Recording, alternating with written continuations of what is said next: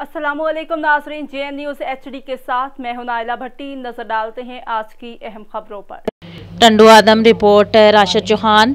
JN के reporter Rashid Chauhan के मुताबिक पाकिस्तान पीपल्स पार्टी के रहनुमा और कौमी असम्बली वफाकी वजीर बेनज़ीर इनकम सपोर्ट प्रोग्राम के इंचार्ज शाजिया तामरी ने JN न्यूज़ के जरिए बेनज़ीर इनकम सपोर्ट प्रोग्राम के हवाले से गुफ्तगू करते हुए कहा कि सैलाब ज़दगान मुतासरीन को दी जाने वाली 25,000 रुपये की रकम में से कटौती करने पर किसी भी किस्म की कोई रियायत नहीं दी जाएगी और कटौती करने वालों के खिलाफ कानूनी कार्रवाई करते हुए इन पर मुकदमात दर्ज किए जाएंगे।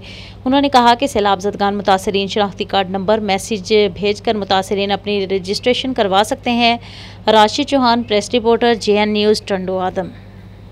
अगर आवाम का पैसा कटेगा तो उसकी पकड़ होगी और हमें इंतज़ामिया की तरफ से हम क्योंकि सिंध में ये एक्टिविटी हो रही है तो इंतज़ामिया हमारे साथ पूरा ताउन कर रही है, बल्कि हमने चीफ मिनिस्टर सिंध को भी इसमें जो है रिक्वेस्ट की थी, IG Sindh, chief secretary Sindh.